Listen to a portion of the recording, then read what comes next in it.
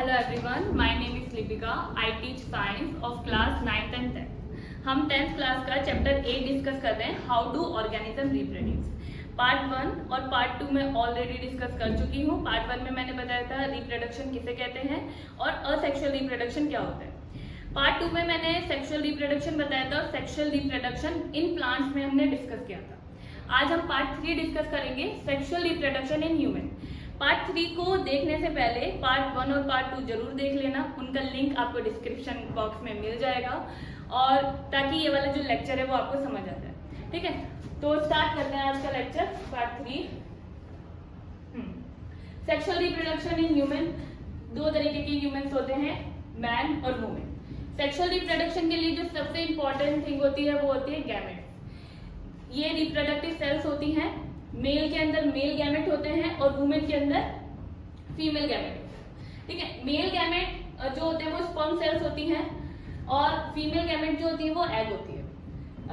और mail sperm cell egg के साथ डिफ्यूज होता है और एक नई तरीके का सेल बनाता है, जाइगोट। ये जाइगोट टाइम के साथ डेवलप्ड होता है और नया एक ऑर्गेनिज्म बनता है।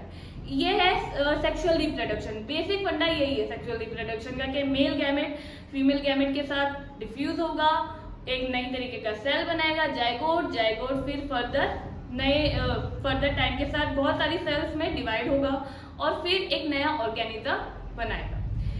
मेल जो समझने वाली जो बहुत जरूरी बात है कि स्पर्म सेल कहाँ पर होते हैं और एग कहाँ पर होते हैं। Sperm cell male reproductive part में होते हैं और एग फीमेल रिप्रोडक्टिव पार्ट में होते हैं। एक एक करके दोनों के रिप्रोडक्टिव पार्ट्स को हम डिस्कस करेंगे। जो प्यूबर्टी होती है, प्यूबर्टी इस सबको डिस्कस करने से पहले एक टॉपिक है जो डिस्कस करना है, बहुत इंपॉर्टेंट है। प्यूबर्टी वो एज होती है जिसमें गैमेट्स प्रोड्यूस होने लग जाते हैं। अब देखो होता क्या है कि ह्यूमंस जो होते हैं ना, वो ऐसा नहीं होता है कि पैदा होते ही सेक्सुअली मैच्योर हो जाते हैं, प्रिपेयर हो जाते हैं एक नया ऑर्गेनिज्म रिप्रोड्यूस करने के लिए। बहुत टाइम लगता है उनको सेक्सुअली मैच्योर होने के लिए। वो जो एज होती है ना जिसमें गैमेट्स प्रोड्यूस होने लग जाते हैं उनकी बॉडी में और सेकेंडरी कैरेक्टरिस्टिक्स आने लग जाते हैं, जिससे हम ये पहचान पाते हैं कि ये बॉय है या गर्ल है। बचपन में तो सब बच्चे एक जैसे दिखाई देते हैं ना, क्योंकि उनके अंदर सेकेंडरी कैरेक्टरिस्टिक्स नहीं होते हैं। ये एक एज के बाद ही ये सारी चीजें डेवलप होने लग जाती है। तो वो जो एज होती है ना, उस एज को बोलते हैं puberty. The age at which the sex hormones और gamete being to be produced and the boy and girl become sexually mature is called the puberty. Puberty वो एज होती है जिसमें गैमेट्स प्रोड्यूस होने लग जाते हैं और बॉय और गर्ल सेक्सुअली मैच्योर होने लग जाते हैं। और जो बॉयज होता है ना, बॉयज में जो ये एज होती है वो एज 9 से एज 19 होती है। बॉयज में ये एज बाद में भी हो सकती है, मतलब कि प्यूबर्टी थोड़ी लेट भी आ सकती है बॉयज में। एज 9, 10 भी हो सकता है, 11 भी हो सकता है। पर जो गर्ल्स होती हैं उसमें जो ये प्यूबर्टी की जो एज होती है वो बहुत जल्दी सेक्सुअली मैच्योर होने लग जाती है। वो 8 होती है, 7 भी हो सकती है।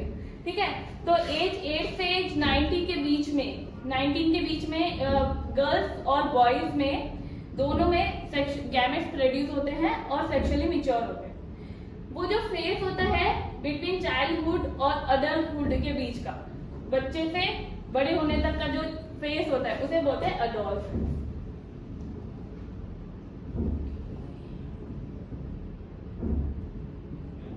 प्यूबर्टी के दौरान दो तरीके के चेंजेस आते हैं, एक आते हैं हार्मोनल चेंजेस और दूसरे आते हैं फिजिकल चेंजेस।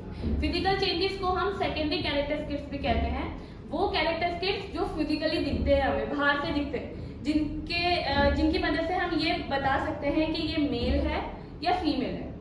तो जो बॉयज होते हैं ना, बॉयज में ये सारे चेंजेस आते हैं। स्किन गेट ऑयलर, ठीक है, उनकी जो स्किन होती है वो ऑयली होने लग जाती है। देखा है ना, टीनेजर एज में बहुत ज्यादा पिंपल्स होने लग जाते हैं फेस पे। तो वो क्योंकि वो एज ही ऐसी होती है, उसमें सेकेंडरी कैरेक्टरिस्टिक्स डेवलप हो रहे होते हैं, तो फेस से बहुत ज्यादा ऑयल एक्सक्रीट होता है, इस वजह से पिंपल्स होने लग जाते हैं। Shoulder get wider, facial hair आने लग जाते हैं, मुंह पे बाल आने लग जाते हैं, शोल्डर बहुत ज्यादा चौड़े होने लग जाते हैं। आर्मिट पे हेयर आने लग जाते हैं, प्राइवेट एरियाज पे हेयर आने लग जाते हैं, penis get longer and wider, testis get longer, ठीक है, neck, chest, leg muscles get bigger and stronger, ठीक है। ये सारे चेंजेस मेल में आते हैं। फीमेल में क्या आते हैं, फीमेल की भी जो बॉडी होती है वो कर्वियर होने लग जाती है, मतलब एक शेप में आने लग जाती है, ठीक है। उनकी भी स्किन ऑयली होने लग जाती है, पिंपल्स का प्रॉब्लम बहुत ज्यादा हो जाता है लड़कियों को, ठीक है। जो उनके भी आर्म्स में हेयर आने लग जाते हैं, प्यूबिक एरिया पे हेयर आने लग जाते हैं, ब्रेस्ट का जो साइज होता है वो डेवलप होने लग जाते हैं, बड़ी होने लग जाती है ब्रेस्ट, हिप्स बोन वाइडर होने लग जाती है, वेट गेन होने लग जाता है हिप्स पर, और उनकी मसल्स भी स्ट्रॉन्ग होने लग जाती है लेग की, और बड़ी होने लग जाती है। ये सारे के सारे सेकेंडरी कैरेक्टरिस्टिक्स हैं जो होते हैं मेल और फीमेल दोनों में ड्यूरिंग द प्यूबर्टी। फिर कुछ हार्मोनल चेंजेस होते हैं, मेल के अंदर और फीमेल के अंदर। मेल के अंदर एक हार्मोन होता है जो बहुत ही ज्यादा इंपॉर्टेंट रोल प्ले करता है, बहुत जरूरी होता है, वो होता है टेस्टोस्टेरोन, ठीक है। मेल के अंदर जितने भी सेकेंडरी कैरेक्टरिस्टिक्स आते हैं वो इसी हार्मोन की वजह से आते हैं। ये कहाँ पे प्रोड्यूस होता है ये सब कुछ डिस्कस करेंगे बाद में, ठीक है। सेकेंडरी कैरेक्टरिस्टिक्स आने लग जाते हैं, स्पर्म प्रोडक्शन हो जाता है, बहुत इंपॉर्टेंट है क्योंकि गैमेट्स प्रोड्यूस हो रहे हैं, स्पर्म प्रोडक्शन होने लग जाता है। फीमेल के अंदर दो तरीके के हार्मोन आते हैं, एस्ट्रोजन और progesterone. Secondary sexual characteristics produce होने लग जाते हैं, एग का रिप्रोडक्शन होता है, और मेंस्ट्रुएशन साइकिल स्टार्ट हो जाती है, पीरियड स्टार्ट हो जाते हैं फीमेल्स में। ये तो हो गए हार्मोनल चेंजेस। फिर इसके बाद हम पढ़ेंगे मेल रिप्रोडक्टिव पार्ट। अभी हमने ये देख लिया प्यूबर्टी क्या एज होती है, वो एज होती है जिसमें गैमेट्स प्रोड्यूस होने लग जाते हैं बॉडी पे, मेल और फीमेल दोनों के। अब हम देखेंगे स्पर्म प्रोड्यूस कहाँ पर होते हैं, मेल रिप्रोडक्टिव पार्ट को डिस्कस करेंगे। The human male reproductive system consists of the following organ which produce male gamete, other part of the deliver the gamete to site fertilization। Mail reproductive part वो site होती है जहाँ पे sperm produce होते हैं, male gamete produce होते हैं और वहीं से डिलीवर होते हैं फर्टिलाइजेशन के लिए। दो तरीके के ऑर्गन होते हैं मेल के अंदर, दो तरीके के ऑर्गन होते हैं। पहला होता है प्राइमरी सेक्स ऑर्गन,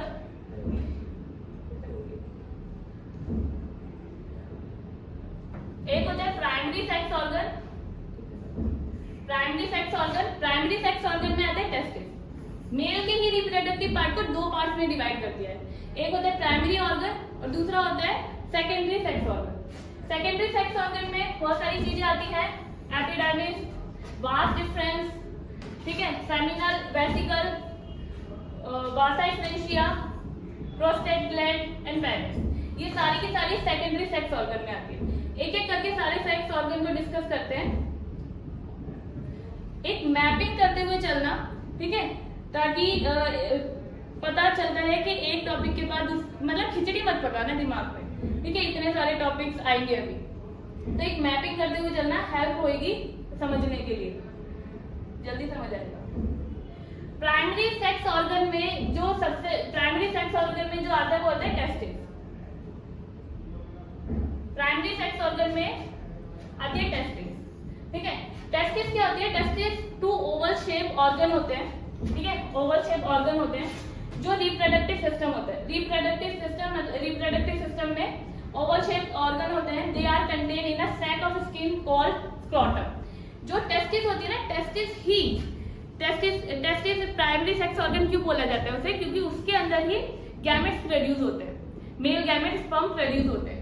और ये जो टेस्टिस होती है वो स्क्रोटम, ये इसमें होती है, ठीक है। स्क्रोटम क्या होता है, एक पाउच लाइक स्ट्रक्चर होता है और इसके अंदर टेस्टिस होती है और ये एब्डोमिनल कैविटी के बाहर होता है जहाँ पे स्पर्म प्रोड्यूस होती है, ठीक है। और इसका जो टेम्परेचर होता है, सबसे इंपॉर्टेंट थिंग, जो इसका जो स्क्रोटम का जो टेम्परेचर होता है वो बॉडी के टेम्परेचर से कम होता है, 2 से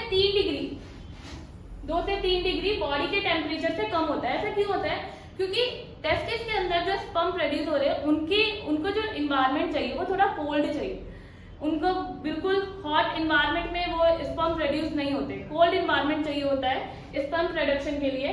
इस वजह से स्क्रोटम का जो एरिया होता है वो 2 से 3 डिग्री कम होता है बॉडी के टेम्परेचर से। क्योंकि टेस्टिस को स्पर्म प्रोड्यूस करने के लिए थोड़ा कम टेम्परेचर चाहिए होता है।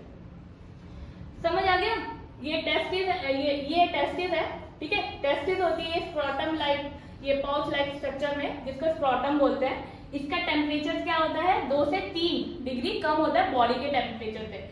एब्डोमिनल कैविटी मतलब कि बाहर की साइड होती है ये, ठीक है। ये जो टेस्टिकल्स होते हैं, ये जो अब टेस्टिस को पढ़ते हैं, ये टेस्टिस का डायग्राम है। ध्यान से पढ़ना, ध्यान से देखना। ये जो टेस्टिस होते हैं ना, ये कंपार्टमेंट होते हैं। ये कंपार्टमेंट दिख रहे हैं ना, ये, हाँ, यू शेप कंपार्टमेंट। इनको बोलते हैं लोब्यूल्स। क्या बोलते हैं? लोब्यूल्स।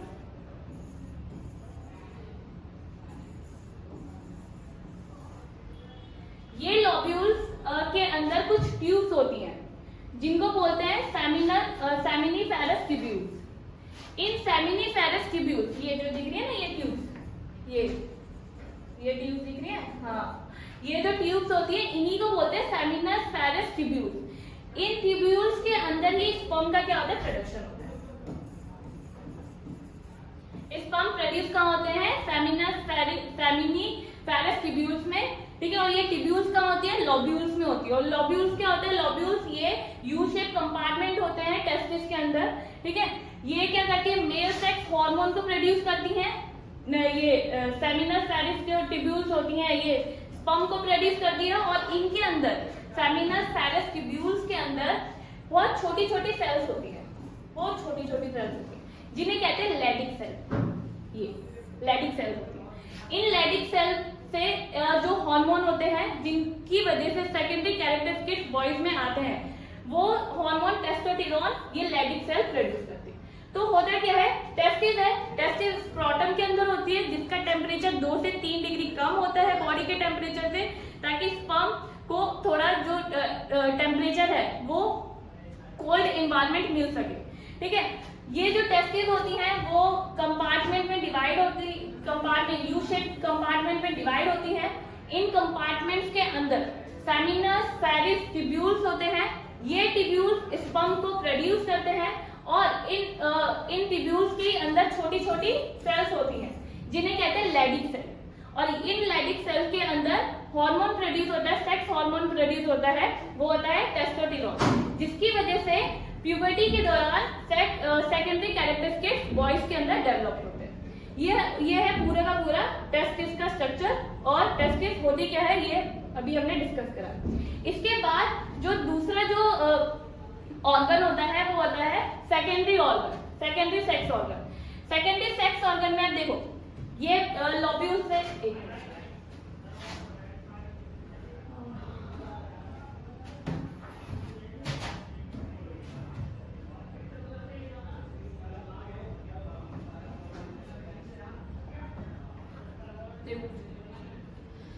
टेस्टिस, ये टेस्टिस है, ठीक है। ये कंपार्टमेंट है। इन कंपार्टमेंट के अंदर सेमिनिफेरस ट्यूब्यूल्स हैं, जिनके अंदर स्पर्म का प्रोडक्शन होगा, और स्पर्म प्रोडक्शन और हार्मोन का प्रोडक्शन होगा, ठीक है। अब ये जो यहाँ पे जो स्पर्म प्रोड्यूस हुए हैं, यहाँ पे जो स्पर्म प्रोड्यूस हुए हैं, अब ये बाहर जाएंगे इजैकुलेट होने के लिए। अब जिस ट्यूब से ये जो स्पर्म होते हैं, वो यहाँ पे रेड टेस्टिस में क्या होता है? कलेक्ट हो जाते हैं, ठीक है। इस रेड टेस्टिस से ये दिख रही है, ये ट्यूब दिख रही है, ये, हाँ, ये 10 से 12 ट्यूब्स निकली होती हैं, जिन्हें कहते हैं वासा फ्रेंशिया, ठीक है। इन डक्ट्स को, इन ट्यूब्स को बोला जाता है वासा फ्रेंशिया। यहाँ से ट्यूब्यूल से होते हुए ये जो स्पर्म होते हैं, वो रेड टेस्टिस से होते हुए इन डक्ट्स में जाते हैं। 10 से 12 ये डक्ट होती हैं, और वासा फ्रेंशिया कनेक्ट रेड टेस्टिस से कनेक्ट होती है, ये रेड टेस्टिस से कनेक्ट होती है। और रेड टेस्टिस से कनेक्ट होकर ये एपिडिडाइमिस, ये ट्यूब है एपिडिडाइमिस, ठीक है। ये जो ट्यूब है ना, ये एपिडिडाइमिस से कनेक्ट होती है। Vasa efferentia help transportation of sperm from rete testis to epididymis, ठीक है। वासा फ्रेंशिया हेल्प करती है स्पर्म को रेड टेस्टिस से एपिडिडाइमिस में जाने के लिए। अब एपिडिडाइमिस क्या होता है? Epididymis is the male sex accessory duct. एक मिनट। जो मेन फंक्शन होता है ना एपिडाइमिस का, वो होता है उसमें स्पर्म स्टोर होती है और मैच्योर होती है। अब होता क्या है, जो स्पर्म होता है पहले टिब्यूल्स में प्रोड्यूस होती हैं, वो टिब्यूल्स से रेड टेस्टिस में जाती है, रेड टेस्टिस से वासा एफरेंशिया में जाती है, वासा एफरेंशिया से एपिडिडाइमिस में आती है। अब इतनी बड़ी जर्नी तय करते हैं, इससे बड़ी जर्नी उनको आगे तय करनी होती है स्पर्म को, तो उनको मैच्योर होने के लिए उनको एनर्जी चाहिए होती है, ठीक है। तो वो मैच्योर होते हैं क्योंकि अभी पूरी तरीके से मैच्योर नहीं हुआ, अभी सिर्फ प्रोडक्शन हुआ है स्पर्म का, उनके अंदर न्यूट्रिशन नहीं आया, उनके अंदर एनर्जी नहीं आई है जो एक नया ऑर्गेनिज्म रिप्रोड्यूस करने के लिए चाहिए होती है। तो वो जहाँ पे मैच्योर होते हैं वो होती है एपिडिडाइमिस। यहाँ पे स्पर्म क्या होते हैं, टेम्परेरी स्टोर होते हैं कुछ समय के लिए, ताकि वो मैच्योर हो सके और फर्दर अपनी जर्नी को आगे बढ़ा सके, ठीक है। ये जो एपिडिडाइमिस होती है वो वासा एफरेंशिया से कनेक्ट होकर वास डिफरेंस से कनेक्ट होती है, ये वास डिफरेंस से कनेक्ट होती है। वास डिफरेंस वो ट्यूब होती है जो एपिडिडाइमिस से कनेक्ट होती है, जिसके एपिडिडाइमिस के बाद जो स्पर्म होते हैं वो वास डिफरेंस में जाते हैं। वास डिफरेंस 3 पार्ट में डिवाइड होती है, ये होती है, ये वाला जो स्ट्रक्चर होता है,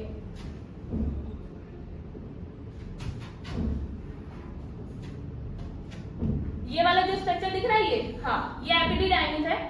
एपिडिडाइमिस का ये वाला जो ऊपर वाला जो हिस्सा होता है इसे बोलते हैं हेड, जहाँ पे स्पर्म सबसे पहले आते हैं वासा एफरेंशिया से, और फिर ये वाला जो नीचे वाला जो हिस्सा है ये बोलते हैं बॉडी।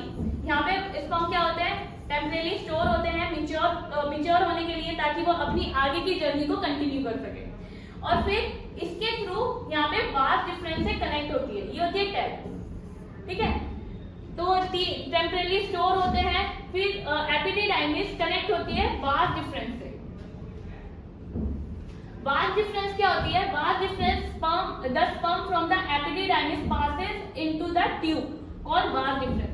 अब एपिडिडाइमिस से होते हुए जो स्पर्म है वो कहाँ पे जाते हैं, वास डिफरेंस पे जाते हैं, जिसको स्पर्म डक्ट भी बोला जाता है। ये वास डिफरेंस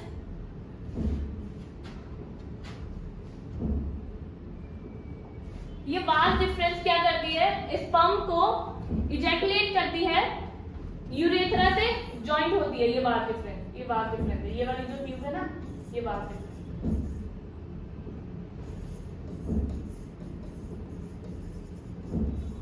ये जो वास डिफरेंस होती है फर्दर एक नई दूसरी ट्यूब से कनेक्ट होती है, यूरेथ्रा, जहां से स्पर्म क्या करते हैं, इजैकुलेट होते हैं। वास डिफरेंस के बाद जो हमारा सेकेंडरी सेक्स ऑर्गन है वो है, हाँ अब देखो जो जो हमने पढ़ा उसको एक बार समराइज कर लेते हैं, क्या क्या पढ़ा है। देखो ये टेस्टिस है, पहले मार्कर देख लेते हैं।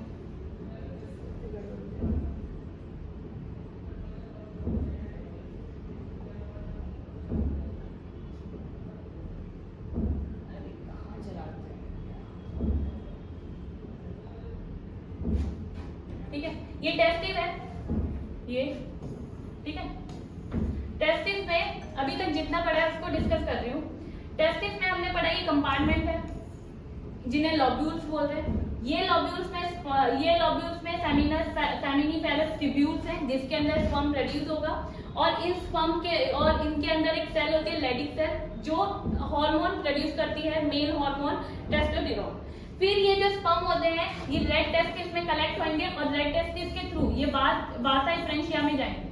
वासा एफरेंशिया से होते हुए ये एपिडिडाइमिस में आएंगे। एपिडिडाइमिस में टेम्परेरी स्टोर होंगे मैच्योर होने के लिए, ताकि अपनी आगे की जर्नी को कंटिन्यू कर सके।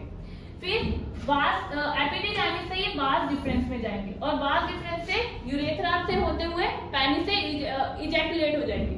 तो ये अभी तक हमने डिस्कस करा है। इसके बाद इंपॉर्टेंट रोल जो प्ले करती है वो होती है ग्लैंड्स। देखो स्पर्म प्रोड्यूस हो गए टिब्यूल्स में, स्पर्म वास डिफरेंस से बाहर भी आ गए, ठीक है, टिब्यूल से बाहर होते हुए वास डिफरेंस में आ गए। अब जो स्पर्म होता है अभी भी उनके अंदर न्यूट्रिशन नहीं है, ठीक है, वो उनके अंदर ना इतनी एनर्जी है कि वो वास डिफरेंस से होते हुए यूरेथ्रा से होते हुए इजैकुलेट हो जाए, ठीक है, और ना उनके अंदर न्यूट्रिशन है जो एक नए ऑर्गेनिज्म रिप्रोड्यूस होने के लिए चाहिए होता है। ये जो ग्लैंड्स होती है वो यही काम करती है, स्पर्म को वो न्यूट्रिशन प्रोवाइड करती है और एनर्जी प्रोवाइड करती है और बहुत सारी चीजों से प्रोटेक्ट भी करती है। तो ग्लैंड 3 तरीके की होती है, seminal vesicle gland, prostate gland और काउपर ग्लैंड। ठीक है, एक एक करके तीनों ग्लैंड्स को डिस्कस करते हैं। पहली होती है seminal vesicle gland. Seminal vesicle gland कहां पर होती है? ये होती है, ये जो ब्लैंडर है ना, ये ब्लैंडर है,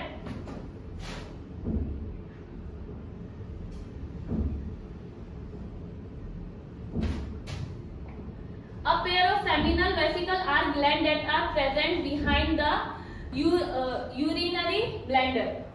कहां पर होती है दिखाती हूँ, ये यूरिनरी ब्लैंडर है ये। अरे यार, ये यूरिनरी ब्लैंडर है। इस ब्लैंडर के पीछे ग्लैंड होती है, ये सेमिनल वेसिकल ग्लैंड होती है। ठीक है, इस ग्लैंड का काम क्या होता है और इस ग्लैंड में होता क्या है वो डिस्कस करते हैं। समझ आ गई ना कहां पे होती है seminal vesicle gland? Urinary bladder के पीछे की साइड, वो जो ये जो डायग्राम दिख रहा है ना, ये जो ग्लैंड दिख रही है ना, ये होती है seminal vesicle gland. A pair of seminal vesical glands that are present behind the urinary bladder. Seminal fluid produced in each seminal vesicle, which provide the energy of sperm migration and protect the sperm for acidic environment of vagina. जो seminal vesicle gland होती है, उसके अंदर एक fluid produce होता है जिसे बोलते हैं सेमिनल फ्लूइड।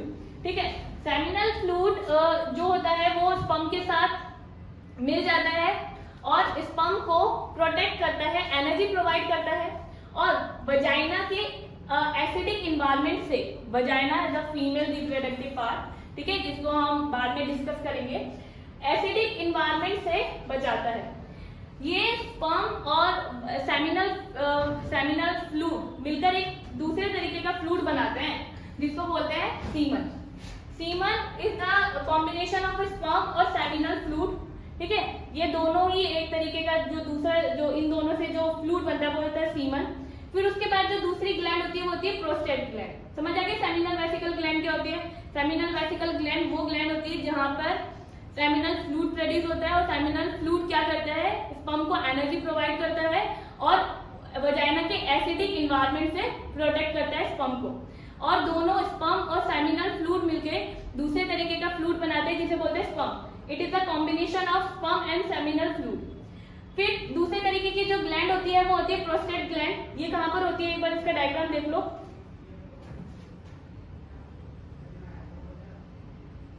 हाँ, ये जो प्रोस्टेट ग्लैंड होती है वो यहाँ पे होती है, ये प्रोस्टेट ग्लैंड है। ये सेमिनल वेसिकल के ठीक नीचे जो यूरेथ्रा की जो लास्ट ग्लैंड होती है वो यही होती है, प्रोस्टेट ग्लैंड। ठीक है, ये यूरेथ्रा का ट्यूब है, डक्ट है, और ये भी सेमिनल प्रोस्टेट ग्लैंड, सॉरी, और ये है सेमिनल ग्लैंड। होती क्या है इसको डिस्कस कर लेते हैं। It is present on the front end of the urethra. A white fluid is secreted by the prostate gland. इससे व्हाइट कलर का फ्लूइड सिक्रेट होता है जो प्रमोट करता है स्पर्म प्रोडक्शन को और प्रिवेंट करता है स्पर्म कोगुलेशन को। स्पर्म कोगुलेशन क्या होता है? देखो, पहले तो स्पर्म ही आ रहे थे सीधा, वास्ट डिफरेंस से स्पर्म आ रहे थे। अब स्पर्म के साथ एक तरीके का फ्लूइड और जुड़ गया है जिसने सीमन को बनाया, सेमिनल फ्लूइड। अब उस सेमिनल फ्लूइड की वजह से जो स्पर्म हो जाते हैं वो थिक हो जाते हैं। ठीक है, वो जो सॉल्यूशन हो जाता है वो थिक हो जाता है, जिस वजह से ये पूरा खतरा रहता है कि स्पर्म कोगुलेशन हो जाएगा, स्पर्म जमा हो जाएंगे यूरेथ्रा में, इजैकुलेट होने में बहुत ज्यादा मुश्किल हो जाएगी। तो जो प्रोस्टेट ग्लैंड है इसी में हेल्प करती है। वो क्या करती है? व्हाइट कलर का फ्लूइड को सिक्रेट करती है। वो व्हाइट कलर का जो फ्लूइड होता है वो प्रिवेंटिंग करता है स्पर्म कोगुलेशन से और स्पर्म को प्रमोट करता है, मतलब कि इजैकुलेट होने के लिए मदद करता है। फिर आता है काउपर ग्लैंड। जो काउपर ग्लैंड होती है ना, वो इसमें डायग्राम में है नहीं, बहुत ही छोटी सी ग्लैंड होती है ये। ठीक है, और ये वैसे तो जो ये स्मॉल ग्लैंड होती है बहुत ज्यादा छोटी होती है और इसका बहुत ही ज्यादा इंपॉर्टेंट रोल प्ले करती है ये। जब स्पर्म को बाहर निकलना होता है, देखो उसके अंदर दो तरीके के फ्लूइड मिल गए स्पर्म के साथ, एक हो गया है सेमिनल फ्लूइड और एक होता है प्रोस्टेट ग्लैंड का फ्लूइड। तो अब जो स्पर्म हो गया ना, स्पर्म का जो सॉल्यूशन हो गया वो बहुत ज्यादा थिक हो गया। ठीक है। हो सकता है कि प्रोस्टेट ग्लैंड को कोगुलेशन करने से रोके, पर अभी भी वो इजैकुलेट नहीं हुआ है फ्लूइड, तो उसको लुब्रिकेटिंग, ठीक है, लुब्रिकेट फ्लूइड एक प्रोड्यूस करता है जो स्पर्म को यूरेथ्रा से पास होने के लिए बहुत हेल्प करता है, ठीक है। इसका जो सिक्रेशन होता है वो स्लगिश स्पर्म। हाँ, एक और चीज, ये जो कॉपर ग्लैंड होती है, कुछ स्पर्म ऐसा नहीं है कि सारे के सारे स्पर्म एनर्जेटिक होते हैं, सारे के सारे स्पर्म में एनर्जी होगी, नहीं। कुछ स्पर्म ऐसे होते हैं जो लेजी होते हैं, जिनके अंदर एनर्जी नहीं होती है, अभी भी न्यूट्रिशन नहीं है, इतना सब कुछ फ्लूइड मिक्स होने के बाद। तो ये जो लास्ट जो ग्लैंड होती है वो यही काम करती है, वो जो स्पर्म जिनके अंदर एनर्जी नहीं है, जो थोड़े लेजी हैं, जो हो सकता है कि रिप्रोडक्शन के दौरान बाहर ना निकले, तो उनको स्लगिश स्पर्म को एक्टिव बनाती है, help in the passage of the sperm through the duct system, ठीक है, इजैकुलेशन में हेल्प करती है। फिर ये 3 तरीके की ग्लैंड हमने डिस्कस कर लिए। फिर लास्ट जो सेक्स ऑर्गन है मेल रिप्रोडक्टिव पार्ट का, वो है पेनिस, ठीक है। पेनिस, देखो सबसे पहले वाला जो डायग्राम था ना, हाँ, ये है ना, ये पेनिस होती है, ठीक है। इसमें यूरेथ्रा ट्यूब होती है, डक्ट होती है। ये लास्ट ऑर्गन है जहां से स्पर्म निकलेंगे, ठीक है, इजैकुलेट होंगे। अब होती क्या है ये, इसको पढ़ लेते हैं, इसके भी पॉइंट।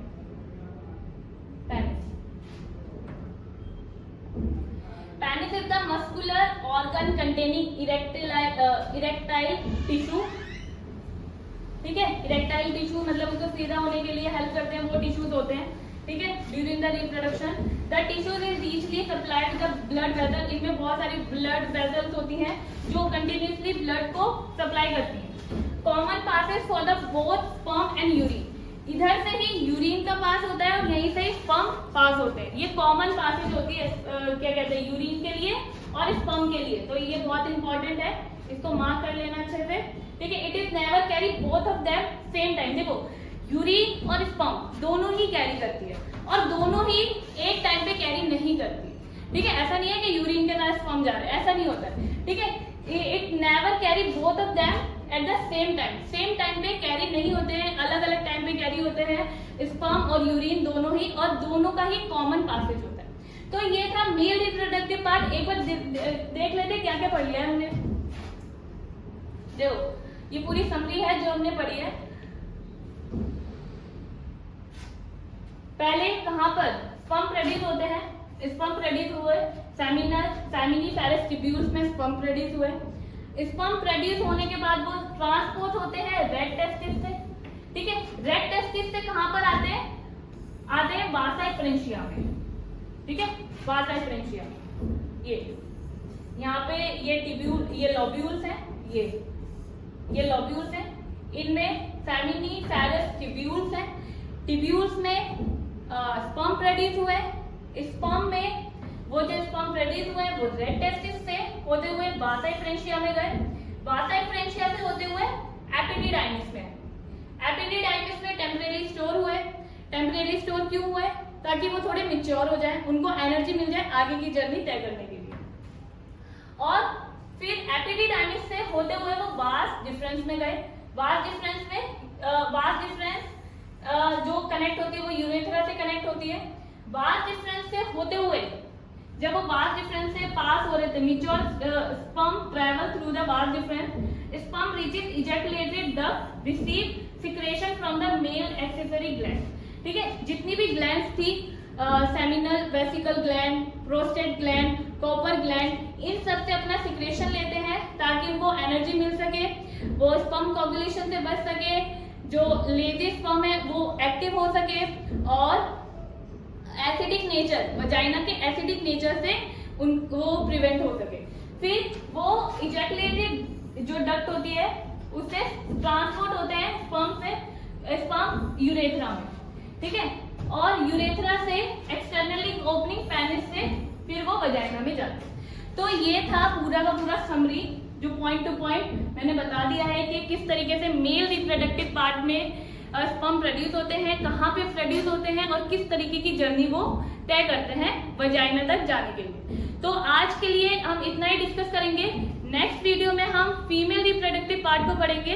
तो लाइक करना मत भूलना।